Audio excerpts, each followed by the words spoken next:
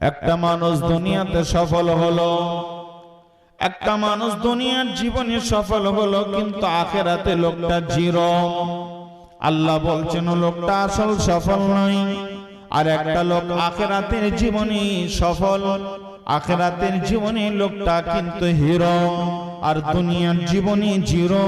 আল্লাহ বলছেন এটাও কিন্তু আসল সফল নয়। তাহলে আসল সফলতা কোনটা? আল্লাহ রাব্বুল আলামিন বলছেন আমার কাছে এই শিক্ষাটা নিয়ে যাও। তুমি প্রায় 5 লক্ষ টাকা খরচ করে আমার ঘরে এলে, আর আমার ঘরে যারা উমরা করার নিয়তে এসেছো তারাও এসেছো।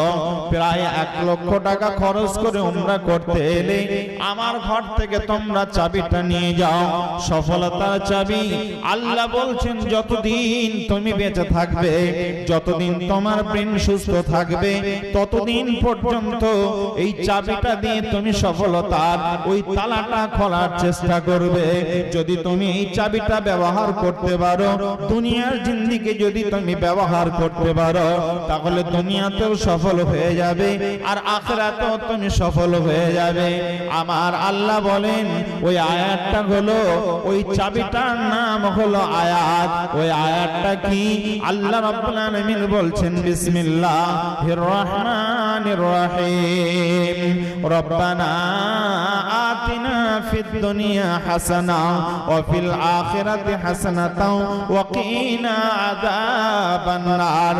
আল্লাহ রাব্বুল আলামিন বলছেন আসল সফল হলো ওই লোকগুলো, আমি আল্লাহ তাদের হাতে একটা চাবি তুলে দিলাম। ওই চাবিটার নাম হলো রব্বানা আতিনা ফিদ দুনিয়া হাসানা ওয়া ফিল আখিরাতি হাসানাতাও ওয়া কিনা আযাবান নার। আল্লাহ বলছেন রব্বানা আতিনা, আমার ঘরে এসেছো, আমার কাছে চেয়ে নাও। যারা আসতে পারোনি, হরিশ্চন্দ্রপুরের মাটিতে আছো, সোশ্যাল মিডিয়ার মাধ্যমে যারা শুনবে, যেখান থেকে শুনবে সেখানে তোমরা শিক্ষাটা নিয়ে নাও। আল্লাহ বলছেন আল্লাহর কাছে তোমরা চেয়ে নাও রব্বানা আতিনা। আমরা আল্লাহকে বলছি হে আল্লাহ তুমি আমাদেরকে দাও, রব্বানা আতিনা ফিদ দুনিয়া, দুনিয়াতে দাও। কি দাও? আল্লাহকে বলছি ফিদ দুনিয়া। আল্লাহ রাব্বুল আলামিনকে বলছি রব্বানা আতিনা ফিদ দুনিয়া হাসানা। হে আল্লাহ তুমি দুনিয়ার জীবনটা আমাদের সফল করে দাও। হে আল্লাহ তুমি দুনিয়ার জীবনে আমাদেরকে সফলতার মানদণ্ডে পৌঁছে দাও, আমরা যেন দুনিয়ার জীবনে সফল হতে পারি। ওয়া ফিল আখিরাতি হাসানা, আর আল্লাহ আখিরাতের জীবনটা যেন আমাদের সাকসেস হয়ে যায়, আমরা যেন ওই দিনে আনসাকসেস না হয়ে যায়, আমরা যেন আখিরাতের জীবনেও সফলতা অর্জন করতে পারি। আল্লাহ বলছেন যদি আখিরাতের জীবনে তুমি সফল হতে চাও, তাহলে একটা কথা শুনে নাও, আখিরাতের জীবনে ওই লোকটাই হবে প্রকৃত সফল। আল্লাহ রাব্বুল আলামিন বলছেন কোন লোকটা সফল? ওই আল্লাহ রাব্বুল আলামিন বলছেন আসল সফল আখিরাতের জীবনে ওই লোকটা। ওই লোকটা বলতে কোন লোকটা? আল্লাহ বলেন যেই লোকটার মাঝে দুটো জিনিস থাকবে। এক নাম্বার জিনিস হলো ফামান জুহজিহা আনিন নার, যে লোকটা জাহান্নাম থেকে নিজেকে মুক্ত করতে পারবে। ওয়া উদখিলাল জান্নাহ, ফামান জুহজিহা আনিন নার, যে লোকটা নিজেকে জাহান্নাম থেকে মুক্ত করে নেবে। আর ওয়া উদখিলাল জান্নাতা ফাকাদ ফাজ, আর যে লোকটা জাহান্নাম থেকে মুক্ত করে নিজেকে জান্নাতে প্রবেশ করাতে পারবে, ফাকাদ ফাজ, ওই লোকটাই হবে আসল সফল। ওই লোকটাই হলো আসল সফল। তাহলে দুনিয়ার জীবনে সফল, আখিরাতের জীবনে সফল। দুনিয়ার জীবনে সফল হলো ওই লোকটা, যেই লোকটার ব্যাপারে এবার আল্লাহ অন্য আয়াত ফিট করছেন, অন্য আয়াত দিচ্ছেন। কি? আমি দুনিয়াতে রয়েছি, দুনিয়াতে আমি একজন মানুষ, দুনিয়ার জীবনে আমি একজন মানুষ, আমি একজন মানুষ হিসেবে দুনিয়ায় রয়েছি। আল্লাহ বলছেন তুমি একজন মানুষ, মানে তোমার হুঁশ আছে, জ্ঞান আছে। বন্ধুরা আমার, যার বিবেক আছে, বুদ্ধি আছে, ওই লোকটা হলো মানুষ। আর যেই লোকটার জ্ঞান বুদ্ধি নেই, ওই লোকটা আপনার জমিনের, তার কোনো মান নেই, ওই লোকটা মানুষ নয়। এই জন্য বন্ধু, আমি আপনাদের সামনে কথা বলতে বাধ্য হচ্ছি। বন্ধুরা আমার, আমরা দেখতে শুনতে মানুষ হলেও আসল রূপী যদি মানুষ না হতে পারি, তাহলে আমরা দুনিয়াতে সফল হতে পারবো না, আখিরাতেও সফল হতে পারবো না। দেখতে শুনতে মানুষ আমরা, আসল মানুষ নয়। দেখতে শুনতে মানুষ আমরা, আসল মানুষ নয়। দেখতে শুনতে মানুষ আমরা, আসল মানুষ না। গাড়ি বাড়ির পাগল আমরা, আল্লাহর পাগল না। এই দুনিয়ায় সবাই পর, এই দুনিয়ায় সবাই পর, আসল তো কেউ নয়। এই দুনিয়ায় সবাই পর, কেউ তো আপন না।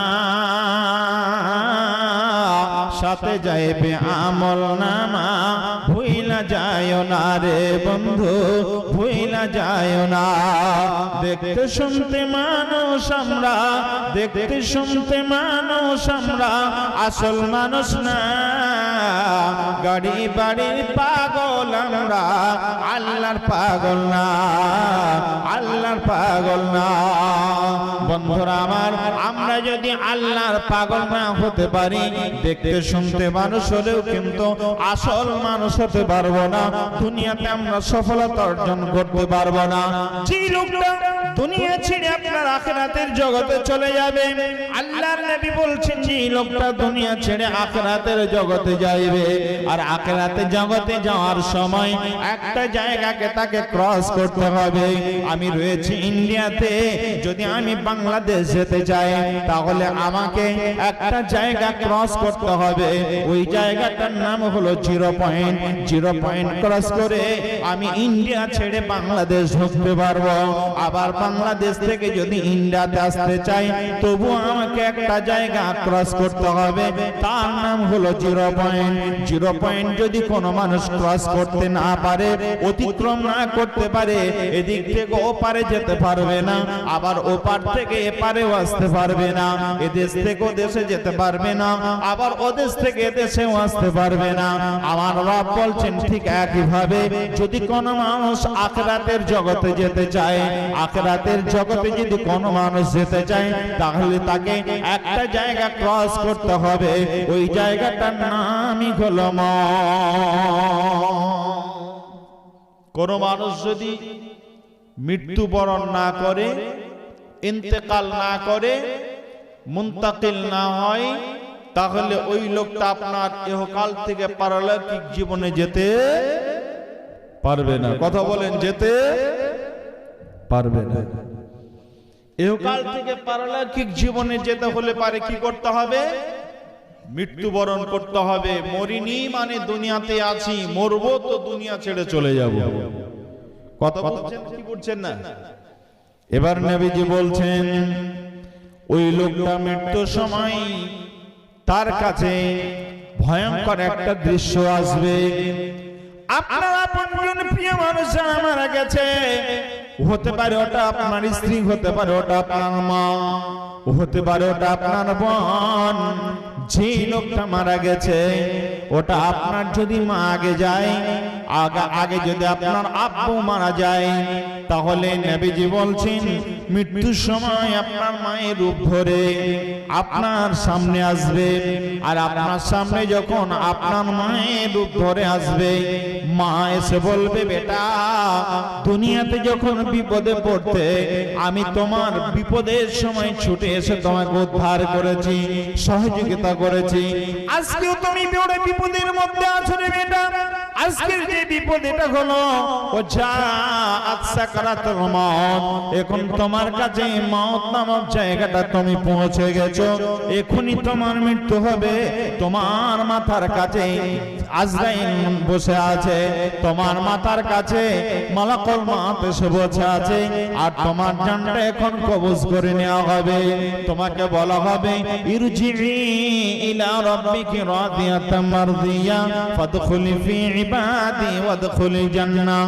হে প্রশান্ত আত্মা, তুমি আল্লাহর হুকুমে বাইর হয়ে যাও, যে আল্লাহকে রাজি করার জন্য, যে আল্লাহকে খুশি করার জন্য।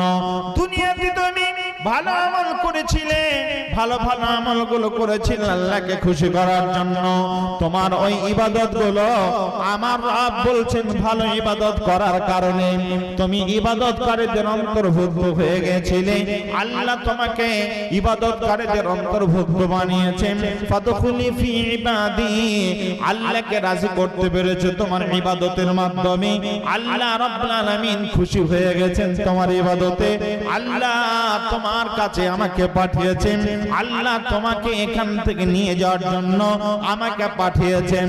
ফাদখুলি ফি ইবাদি ওয়াদখুলি জান্নাহ, এখান থেকে আমি তোমাকে বাহির করে নিয়ে গিয়ে জান্নাতে পৌঁছে দেব।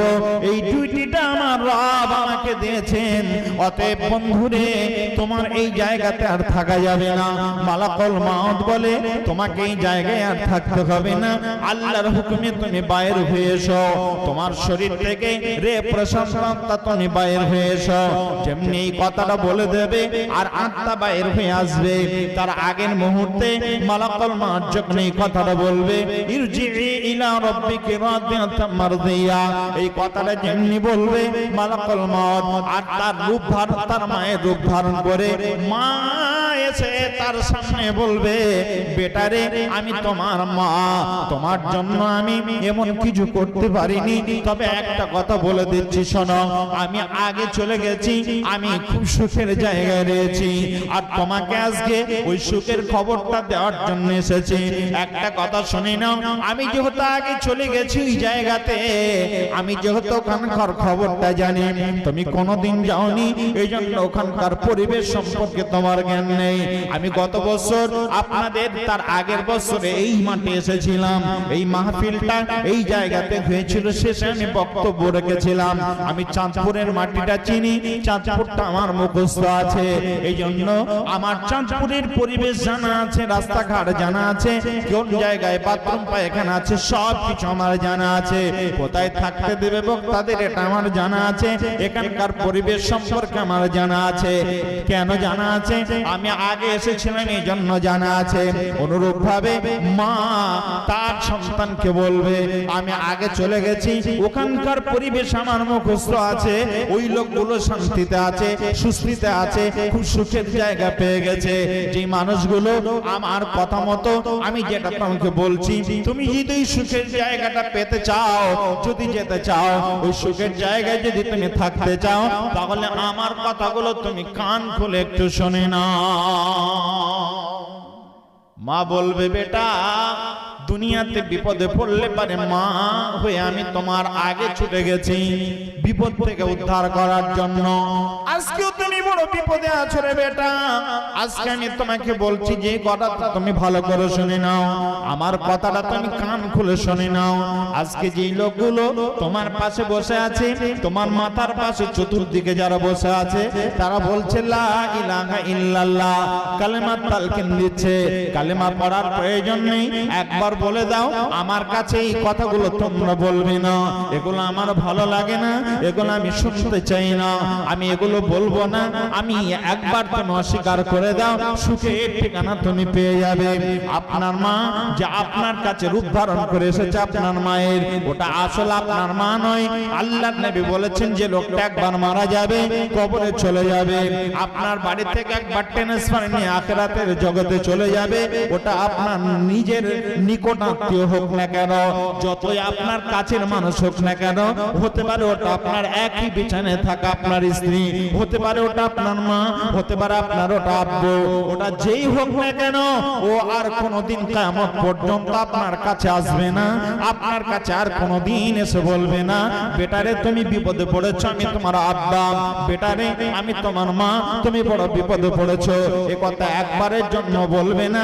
অতএব ওই যে মায়ের রূপ ধারণ করে এসেছে ওটা আপনার আসলে মা নয়, ওটা নবীজি বলছেন ওটা হলো ইন্না শাইতানা লিল ইনসানি আদুউম মুবিন, ও হলো প্রকাশ্য মানুষের শত্রু শয়তান, আপনাকে মৃত্যুর সময়ে ধোঁকা দিচ্ছে যাতে করে যে মানুষটা ধোঁকার ট্যাবলেটটা একবার খেয়ে নেবে ওই মানুষটার পশ্চিমকালেও জান্নাতে পৌঁছাতে পারবে না, পারবে না, পারবে না। ওই লোকটা মানে পরকালীন জীবনে লোকটা সাকসেস হতে পারবে না, ওই লোকটা আপনার নাকাম হয়ে যাবে, ওই লোকটা আপনার নাকাম হয়ে যাবে, পরকালের জীবনটা সে হারিয়ে ফেলবে, পরকালের জীবনটা তার অন্ধকার হয়ে যাবে। বন্ধুরা আমার, এই জন্য নবীজি বলছেন যে লোকটা মৃত্যুর সময় কালেমা পড়তে পড়তে মৃত্যুবরণ করবে, ওই লোকটার জন্য নবীজি বলেছেন ওই লোকটাই হলো আসল সফল ব্যক্তি। মৃত্যুর সময় যদি কোনো লোক কালেমা পড়তে পারে ওই লোকটা আপনার মৃত্যুর সময় সফল হয়ে গেল। জি, আর কি একটা মানুষ আসল সফল, একটা মানুষ সফল আখিরাতের জীবনে সফল, তার 12টা গুণ নবীজি বলেছেন। কোন মানুষের যদি 12টা গুণ দেখা যায়, 12টা লক্ষণ বোঝা যায়, তার মধ্যে কি একটা হলো মৌতের সময়, মৃত্যুর সময় যদি কালেমা পড়তে পড়তে মৃত্যুবরণ করে তো লোকটা সফল। 2, নবীজি বলছেন যে লোকটা মৃত্যুর সময় হাসি মুখে মৃত্যুবরণ করবে ওই লোকটা মৃত্যুর সময় সফল, ইমানি হালাতে মৃত্যুবরণ করলো। আর যেই লোকটার মৃত্যুর সময় হাসি মুখ থাকবে, কালেমা পড়তে পড়তে মৃত্যুবরণ করবে। 3 নাম্বার হলো যে লোকটার কপালে হাস্যমুখ থাকবে আর কপালটাতে আপনার ঘাম বাহির হবে, ওই লোকটাকে জেনে নিতে হবে ওই লোকটা মৃত্যুতে সফল মৃত্যুবরণ করেছে, আখিরাতের জীবনটা লোকটা সফল হয়ে গেছে। আমি আপনাদেরকে বোঝাতে চাচ্ছি যেটা আসল সফল কে, ওই আসল সফল ব্যক্তিগুলোর কথা আমি আপনাদের সামনে একটা একটা করে বলছিলাম। এবার ভাইজান, আমি যে কথা বলছিলাম আপনাদের কাছে, মৃত্যুর সময় যদি কোনো মানুষ সফল হতে পারে, কালেমা পড়তে পারে, তো ওই লোকটা হবে আসল সফল ব্যক্তি। আর যে লোকটা মৃত্যুর সময় কালেমা নাসিব হবে না, কালেমা পড়তে পারবে না, ওই লোকটা কিন্তু নাকাম হয়ে যাবে, ওই লোকটা কিন্তু সফলতার মানদণ্ডে পৌঁছাতে পারবে না। ফামান জুহজিহা আনিন নার ওয়া উদখিলাল জান্নাহ, ওই লোকটা জাহান্নাম থেকে নিজেকে মুক্ত করতে পারবে না, জাহান্নামে প্রবেশ করবে, জান্নাতে প্রবেশ করার সুযোগ ওই লোকটার আর মিলবে না। এবারে চলো, আল্লাহ তাআলা পবিত্র কোরআনুল কারীমের মধ্যে আল্লাহ জানিয়েছেন, আল্লাহ বলেন সুম্মা আমাতাহু ফাআকবারা, একটা মানুষ মারা গেল, যে লোকটা এসি গাড়ি ব্যবহার করত, যে লোকটা এসি রুমে থাকতো, বাড়ি থেকে বাহির হয়ে যদি মালদাতে যেত, আপনার রতুয়াতে যেত, নিজের পার্সোনাল কার ছিল, সেটাও ছিল এসি, বাড়িটা এসি ছিল, ওই বাড়িতে এসি বাড়িতে থাকতো, এসি ঘরের মধ্যে থাকতো, আবার বাইরে গেলে পরে এসি কার ব্যবহার করত, অর্থাৎ সব জায়গায় এসি। এই বর্তমান সময়ে এমন কিছু 5 স্টার হোটেল আছে বন্ধুরা আমার, ওই বাড়িতে আপনার পায়খানা ঘরটা পর্যন্ত এসি রয়েছে। আপনার ওই মানুষগুলো, ওই বাড়ির মানুষগুলো যদি একটা মারা যায়, যে লোকটা এসি রুমে থাকতো, ওই লোকটা মসজিদটাও যেত, মসজিদে গিয়ে বেশিক্ষণ থাকতে পারতো না, কারণ মসজিদ এসি নয়, নন এসি মসজিদ, মসজিদে গিয়ে বেশিক্ষণ থাকতে পারতো না। আর দিনের বেলায় 14 বৈশাখ মাসে জোহর আর আসরের লোকটা মসজিদে পৌঁছাতে পারতো না, কারণ ওই লোকটা মসজিদে গরম সহ্য করতে পারতো না। আল্লাহর গোলাম মসজিদে যেত না, লোকটা যদি মারা যায়, যে লোকটা এসি রুমে থাকতো, এসি ঘরে থাকতো, আপনার এসি রুম ব্যবহার করতে, এসি গাড়ি ব্যবহার করত, ওই লোকটা যদি মারা যায়, ওই লোকটাকে আপনার ঘর থেকে বাহির করে দিয়ে বারান্দাতে রাখা হবে।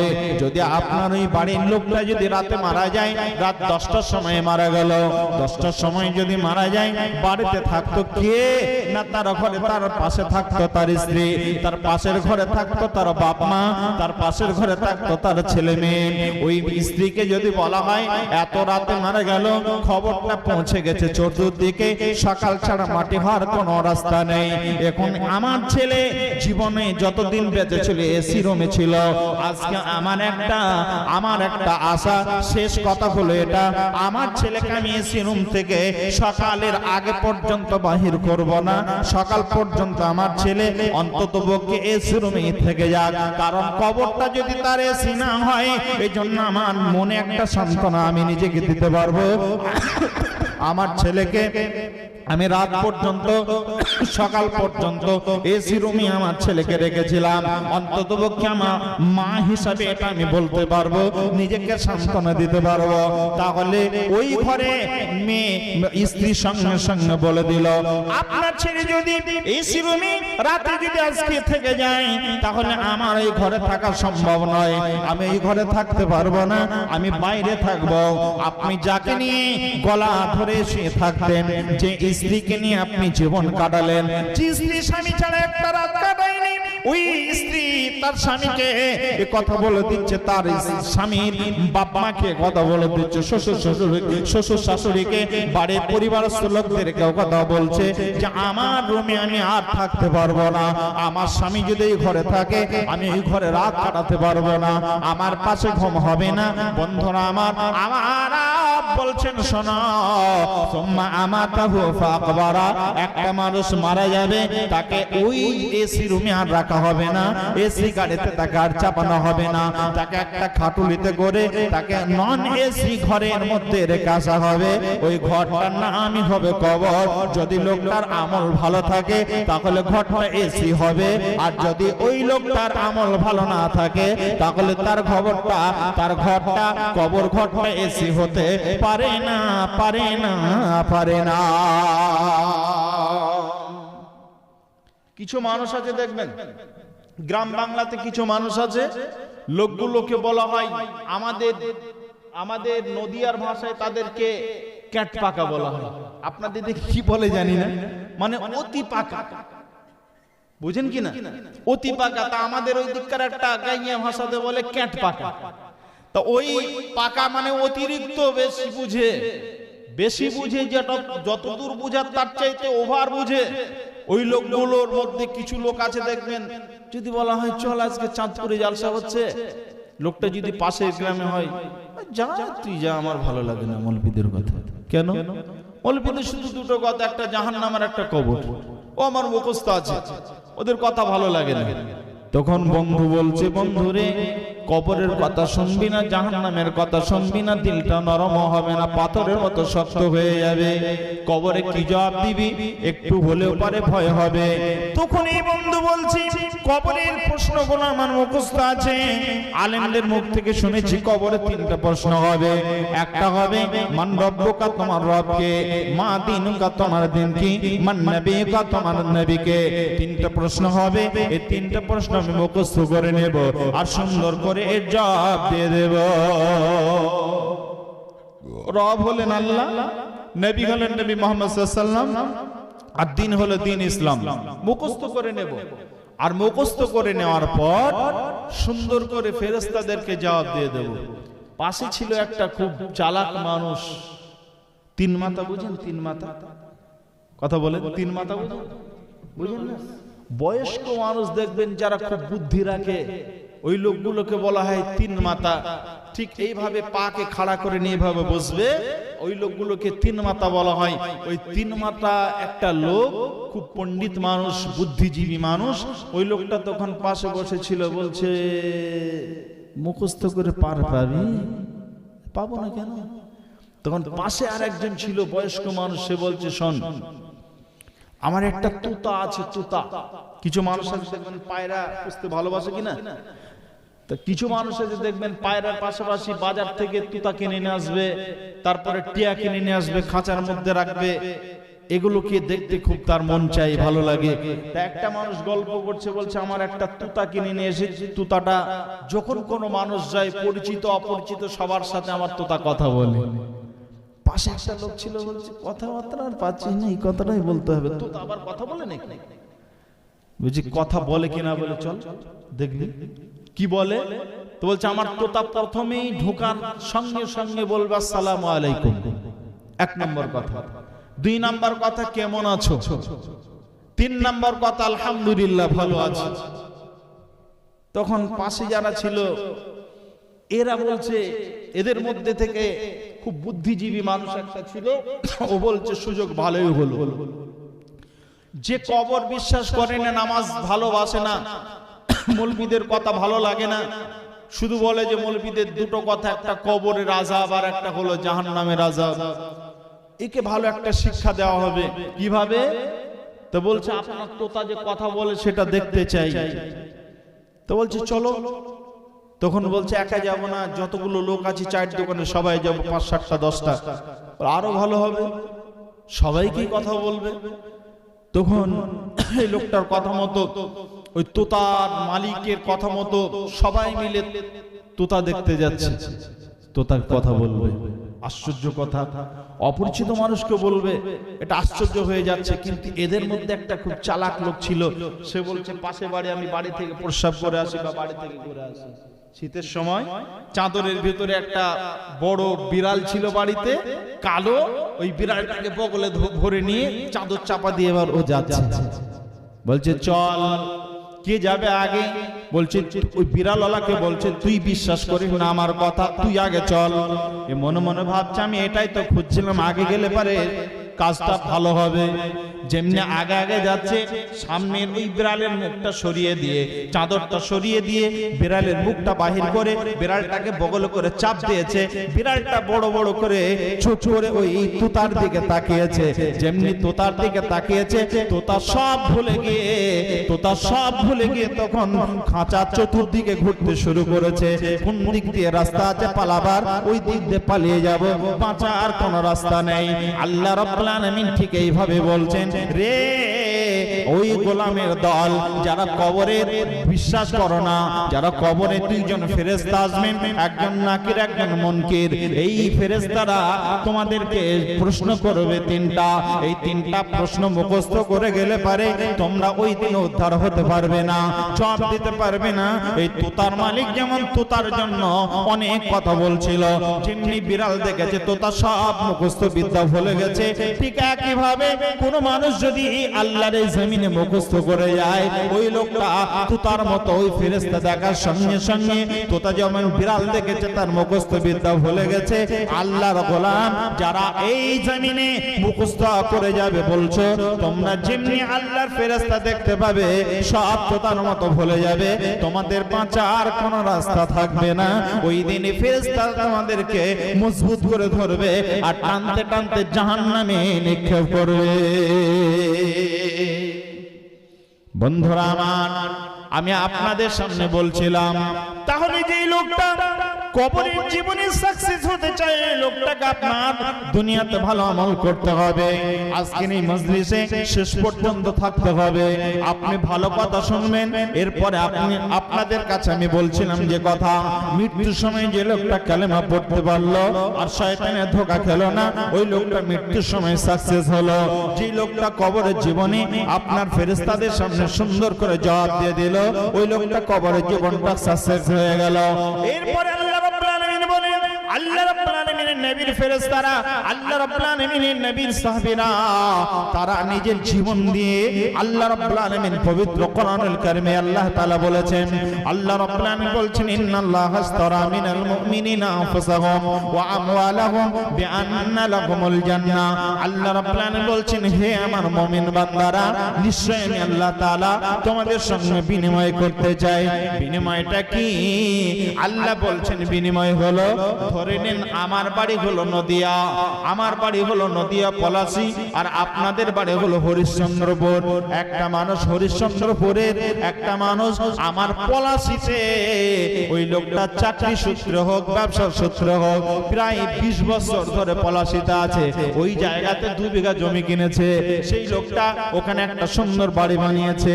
হরিশ্চন্দ্রপুরের মানুষটা আর ওখানে থাকতে মন চাইছে না। আর হঠাৎ করে লোকটার এবার মনের একটা উদয় হলো মনে মনে, যে আমি এই পলাশীর মাটিতে আর থাকবো না, এখান থেকে আমাকে বাড়িতে থাকতে হবে। বাড়ি কোথায়? হরিশ্চন্দ্রপুর এলাকায়। ওখানে আমার অনেক আত্মীয় স্বজন আছে, আমার বংশ বুনিয়াদ আছে। বিপদ হলে পারে তারা ছুটে আসবে। এখানে আমার বিপদে কেউ আসার নেই। বন্ধু তারা আসতেও পারে না, আসতে পারে। আমার বংশের লোক নেই, আমার চাচাতো ভাই নেই, মামাতো ভাই নেই, খালাতো ভাই নেই। এখানে আমার আত্মীয় স্বজন আপনজন বলতে কেউ নেই। অতএব আমার ছেলেরা বিপদে পড়লে পারে তাদেরকে বিপদ থেকে উদ্ধার করার কেউ নেই। অতএব এখানে থাকবো না, আমি আমার এলাকাতে চলে যাব। কিন্তু আমার সমস্যা হলো 2 বিঘা জমি।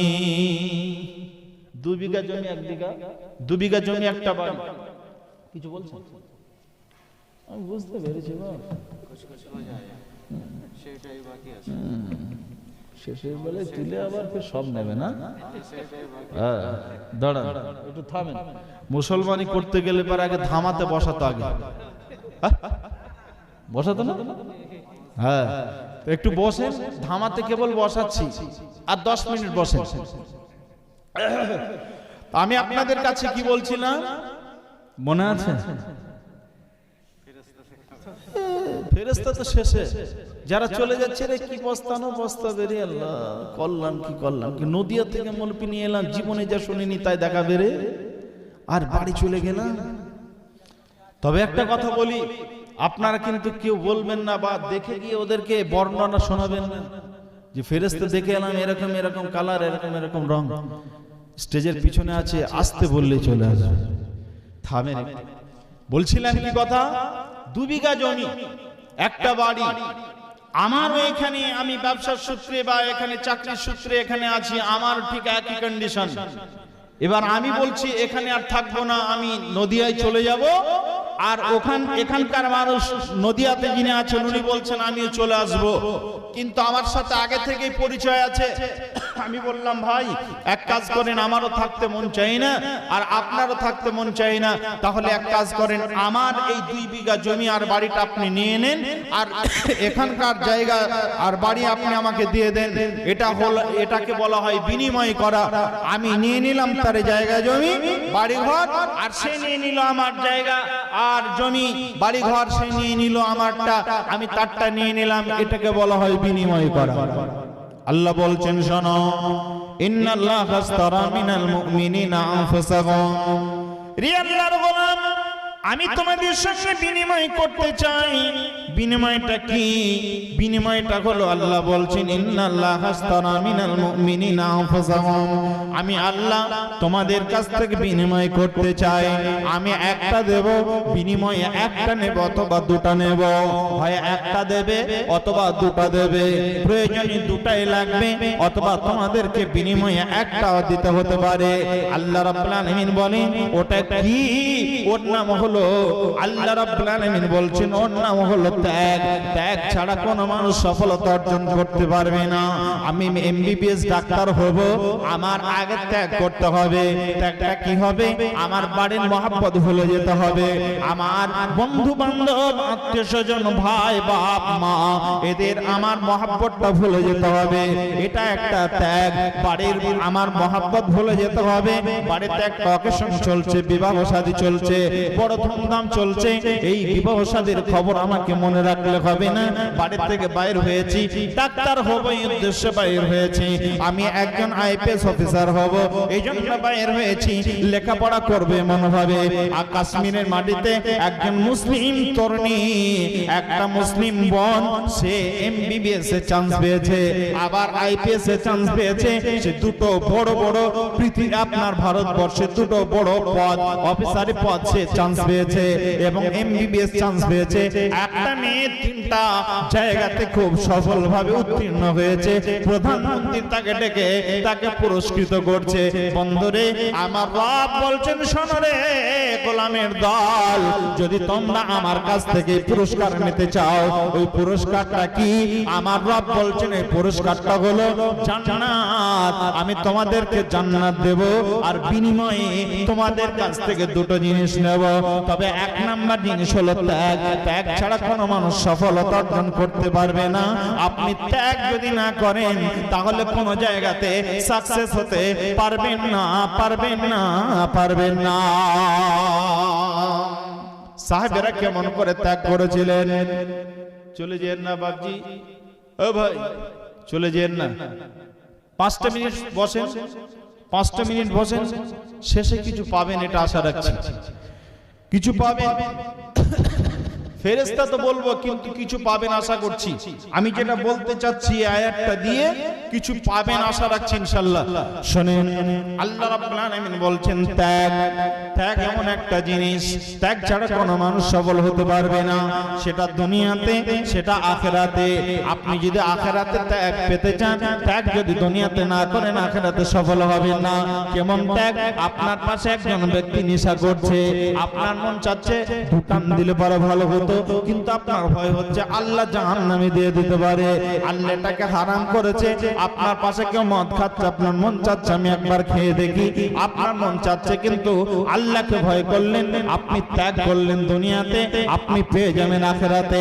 বন্ধুরা আমার, আপনার দুনিয়াতে একটা নারীকে দেখে আপনার পছন্দ হলো, আপনার প্রতিবেশী একটা বোনকে দেখে আপনার খুব মনে লাগলো, পছন্দ হলো, আপনার মন চাচ্ছে মেয়েটার সাথে প্রেম করি, যদি বিবাহ করতে না পারি তাহলে একটু তার সঙ্গে গল্প করি, তার সঙ্গে একটু আমার মনের খেয়ালটা বলে দিই, মনের বাসনাটা তাকে বলে দিই। বন্ধুরা আমার, আবার এমন কিছু মানুষ আছে অনেকের সঙ্গে জিনা করার জন্য মন স্থির করে নেয়, আর ওই লোকটা যদি জিনা করে নেয় আখিরাত তার শেষ হয়ে যাবে। যেমনি জিনা করতে যাবে, জিনার মনে মনে সে জিনা করার জন্য সংকল্প করছে, যেমনি সংকল্প করেছে তার ভিতরে আল্লাহর ভয় চলে এসেছে, সঙ্গে সঙ্গে ত্যাগ করে দিল।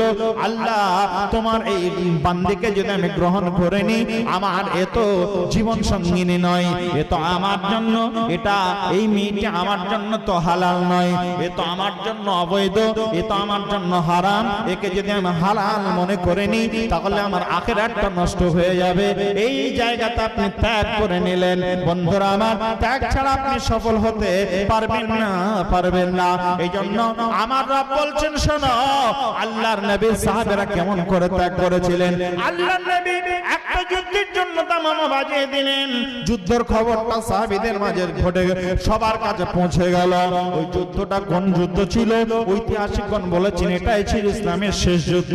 এই যুদ্ধটার নাম ছিল তবুকের যুদ্ধ। তবুকের যুদ্ধে বিশ্বনবী আমার সাহাবীদের বললেন, তোমাদের কাছে কার কাছে কি মাল আছে তোমরা আল্লাহর রাস্তাতে বাইতুল ফান্ডে জমা করে দাও। যার কাছে যা মাল ছিল সবাই জমা করে দিল।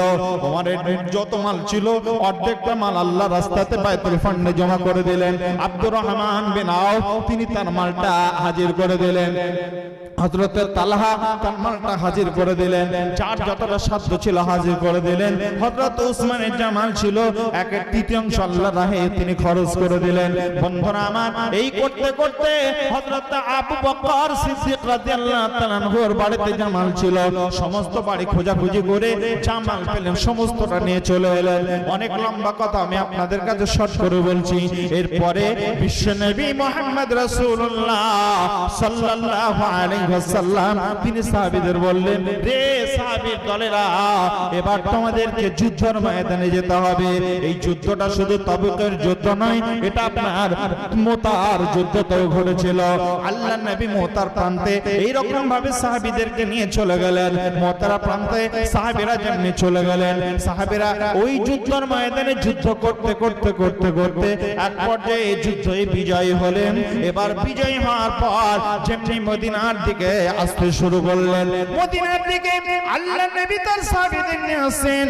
এমন সময় বিশ্ব নবীর সাহাবীরা যেমনি সবাই মিলে মদিনার পথে আসেন, একজনকে পাঠিয়ে দিলেন বিশ্ব নবী, তুমি আগে চলে যাও আর গোটা মদিনাতে ঘোষণা করে দাও যে সাহাবীরা বাড়ির দিকে রওনা দিয়েছেন, সাহাবীরা রাসূলের সঙ্গে রওনা দিয়েছেন।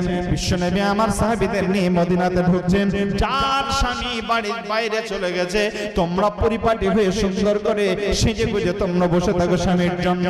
লম্বা সময় কয়েকদিন যাবত তোমাদের স্বামী বাড়িতে ছিল না, স্বামী আসলে পারে তাদেরকে মনে শান্তি দিয়ে দেবে, যেমনি তোমাদেরকে দেখবে ছিলি খাসি দিয়ে তাদের মনটা জয় করে নেবে। আল্লাহ রাসূলের এই সাহাবী তিনি একজন ঘোষক পেতে ঘোষণা করে দিলেন। বন্ধুরা আমার, ওই ঘোষক তিনি ঘোষণা করে দিলেন ছোট্ট ছোট্ট বাচ্চাগুলো যাদের আব্বুকে অনেক আগেই বাহির করে দিয়েছিলেন, যুদ্ধের ময়দানে যেতে দেখেছিলেন, তারা সবাই মিলে সুন্দরভাবে পরিপাটি হয়ে থেকে গেলেন। আল্লাহ নবীর সাহাবীদের একটা অভ্যাস ছিল, যখন তারা কোন জায়গাতে সফর সেরে আসতেন, মদিনার মসজিদে পৌঁছাতেন, এলাকার মহল্লার মসজিদে পৌঁছাতেন, বিশ্ব নবীর সাহাবীরা সবাই মদিনার মসজিদে পৌঁছাতেন। রাস্তাতে আসার সময় আল্লাহ নবী যত মদিনার দিকে আসেন, তত নবীজি যেন ভারাক্রান্ত হচ্ছে, চেহারাটা মনটা যেন ভারাক্রান্ত হচ্ছে, নবীজি যেন চোখ দিয়ে দর করে পানি ঝরছে। হযরত আবু বকর, হযরত ওমর, উসমান, আলী রাদিয়াল্লাহু তাআলা আনহুম এরা সবাই যেন আল্লাহ নবীর চোখের দিকে তাকাচ্ছেন, মুখের দিকে তাকাচ্ছেন। বিশ্ব নবীকে এক পর্যায়ে জিজ্ঞাসা করলেন হযরত আবু বকর, ওমর, ইয়া রাসূলুল্লাহ আপনার কি ঘটেছে? নবী গো, আপনি কেন এত কান্না করছেন? আল্লাহর নবী এই কথাটা শোনার পর নিজেকে আর ধরে রাখতে পারলেন না। বিশ্ব নবী বললেন, রে আবু বকর, ওমর, উসমান, আলী, আমি কেন কান্না করছি তোমাদেরকে বলছি শোনো। আমি যাদেরকে সঙ্গে করে নিয়ে গিয়েছিলাম, যে সাহাবীরা যুদ্ধের ময়দানে গিয়েছিল, নিজের স্ত্রীকে বলে গিয়েছিল আমি আবার এসে তোমার সঙ্গে দেখা করব, যারা নিজের বাড়িতে ছোট্ট ছোট্ট বাচ্চা রেখে গেছে, তারা আর এই যুদ্ধ ফিরে আসতে পারেনি, যুদ্ধ থেকে ফিরে তারা বাড়িতে আসতে পারেনি, তারা তো সবাই শহীদ হয়ে গেছে, তাদের লাশ তো ওই জায়গাতে আমরা দাফন করে রেখে এলাম। তো ওই ছোট্ট বাচ্চাগুলো যেমন আমাকে জিজ্ঞাসা করবে, নবী গো আমার আব্বা কই? আব্দুল্লাহর আব্বাকে আব্দুল্লাহ পেয়ে গেছে, আব্দুর রহমান তার আব্বুকে পেয়ে গেছে, খালিল তার আব্বুকে পেয়ে গেছে, ওলীদ তার আব্বুকে পেয়ে গেছে। নবী গো আমার আব্বু কই? আমার আব্বু কখন আসবে? কোথায় আমার আব্বু আছে? আমি কি জবাব দেব? বিশ্ব নবী এই কথাটা যেমনি বলছেন, নবী এই চোখ দিয়ে পানি আর ধরে রাখতে পারছেন না। বিশ্ব নবী আমার মসজিদ নববীতে এসে পৌঁছালেন। মসজিদ নববীতে যেমনি এসে পৌঁছালেন, সমস্ত বাচ্চাগুলো এসে নবীজির ওই মসজিদে এসে পৌঁছে গেল।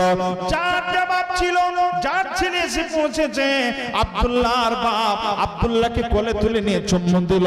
আব্দুর রহমান তার নিজের কলিজার টুকরাকে নিয়ে কোলে করে নিয়ে আদর করতে শুরু করলো। খালিদ তার বাপের কোলে চেপে গেল, আদর নিয়ে নিল। ওলীদ তার বাপের কোলে চেপে গেল, সে আদর নিয়ে নিল। প্রত্যেকটা বাচ্চা আপন আপন বাপকে পেয়ে গেল, আর বাপকে পাওয়ার পর তারা সবাই আনন্দ চিত্তে নিজের বাপের কোলে আদর নিল, চুম্বন পেয়ে গেল। বিশ্বনবীর ওই সাহাবীরা, ওই বাচ্চাগুলো যারা ওই জিহাদের ময়দানে শহীদ হয়ে গেছে, তাদের ছোট ছোট বাচ্চাগুলো নবীজির কাছে এসে বলছেন, ইয়া রাসূলুল্লাহ, নবী গো আমার আব্বু কই? খালিদ তো খালিদের আব্বুর কোলে চেপে গেছে, ওলীদ ওলীদের আব্বুর কোলে চেপে গেছে, আব্দুল্লাহ, আব্দুর রহমান, আব্দুল করিম এরা তো সবাই আপন আপন বাপ পেয়ে গেছে। নবী গো আমার আব্বু কই? আমার আব্বু কোথায় রয়েছে? আমার আব্বুকে আমরা কোনোদিন আর পাবো না। ইয়া রাসূলুল্লাহ, আমার আব্বুকে কোথায় গেলে পাবো? নবী গো আমার আব্বুর খবরটা একটু দিয়ে দেন না, আমার আব্বু পিছনে আছে। বিশ্ব নবী কোনো কথা বললেন না, নবী যেন চোখে কিছুই দেখতে পাচ্ছেন না। নবী আমারকে দেখতে বলছেন, রে সাহাবী শোনো, রে ছোট ছোট বাচ্চারা তোমরা শোনো, আমার চাইতে বড় এতিম পৃথিবীতে আর কেউ ছিল না। আল্লাহ তাআলা আমাকে এত বড় এতিম বানিয়েছিলেন, আমি সেই এতিমের সর্দার, আমি এতিম অবস্থায় ছিলাম। আল্লাহ তাআলা আমাকে এত এতিম বানিয়েছিলেন। আল্লাহ রাব্বুল আলামিন আমাকে এতিম বানানোর পর আমি এখন এতিমের সর্দার হয়ে গেছি। রে বাবা শুনে নাও, তোমার আব্বু তো আর কোনোদিন তোমার আব্বুকে পাবে না। কেন কেন নবী গো, আমার আব্বুকে কেন পাবো না? আমার আব্বু কোথায় গেছে? ওই ছোট ছোট বাচ্চাগুলো যেমনি জিজ্ঞাসা করেছে, আল্লাহর নবী বলছেন তোমার আব্বুরা সুশীতল ছায়াতে তারা সুন্দর খাটের উপরে ঘুমিয়ে গেছে। নবী গো, আমার আব্বু যদি ঘুমিয়ে যায়, চলেন আমার আব্বুর কাছে একবার নিয়ে চলেন। আমার আব্বু ঘুমিয়ে আছে, তার পাশে গিয়ে আমি তার গালে একবার চুম্বন দেব, তাকে একবার জড়িয়ে ধরবো। হে নবী, আমার আব্বুর কাছে আপনি আমাকে নিয়ে চলেন। আল্লাহর নবী নিজেকে ধরে রাখতে না পেরে ডুকরে ডুকরে কেঁদে বলছেন, রে ছোট ছোট বাচ্চার দলেরা, তোমরা শোনো, আর তোমাদের আব্বুকে কোনোদিন তোমরা পাবে না। যে জায়গায় শুয়ে আছে ওই জায়গায় কোনোদিন তোমাদেরকে নিয়ে যেতে পারবো না। তোমার আব্বুরা কবরে চলে গেছে, নীরব নগরে চলে গেছে, কারণ তোমাদের আব্বুদের কাছে আমার নিয়ে যাওয়ার সাধ্য নেই। তবে তোমার আব্বুরা ওই দিন তোমাদেরকে কোলে নেবে, কিয়ামতের দিন ছাড়া তাদের সঙ্গে সাক্ষাৎ হওয়ার আর কোনো উপায় নেই। তাদেরকে আর কোনোদিন তোমরা দুনিয়াতে দেখতে পাবে না, পাবে না, পাবে না। আল্লাহর নবী, তাহলে আমার আব্বু কোথায়? নবীজি বললেন, তোমার আব্বুরা জিহাদের ময়দানে শহীদ হয়ে গেছে।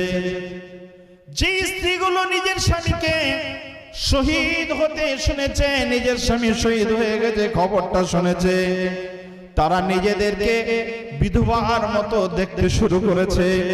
যে মেয়েটার স্বামী নেই, যে মেয়েটার স্বামী নেই, ওই মেয়েটা জানে তার দুনিয়া তার কিছুই নেই, গোটা দুনিয়া তার জন্য অন্ধকার হয়ে যায়। বন্ধুরা আমার, তার মতো অসহায় আর পৃথিবীতে কোনো নারী থাকতে পারে না। বোন আমার, মা আমার, আমি আপনাদের কাছে যে কথাটা বলছি ভালো করে শোনেন। আল্লাহ নবীর কাছে ওই মেয়েগুলো এসে বলছেন, রাসূলুল্লাহ, নবী গো, আমার স্বামী কোথায়? আমার স্বামী কি আর পৃথিবীতে নেই? আল্লাহ নবী তাদের সামনে দাঁড়িয়ে বললেন, মা রে আমার মেয়েরা, রে মেয়ের দলেরা, রে বেটির দলেরা, রে মায়ের দলেরা, তোমরা শোনো, তোমাদের স্বামী আর পৃথিবীতে বেঁচে নেই, তারা ইহকাল থেকে পারলৌকিক জীবনে চলে গেছে। তোমাদের স্বামীদেরকে আমি আর নিয়ে এসে দিতে পারবো না, তোমরা বিধবা হয়ে গেছো। তোমাদের ছোট ছোট বাচ্চাগুলো তারা সারা জীবন কাঁদলে পারো, আব্বু আব্বু করলে পারো, তারা আর কোনোদিন আব্বুকে পাবে না। তোমাদের বাচ্চাদেরকে এতিম বানিয়ে চলে গেছে, ওই বাচ্চাগুলোকে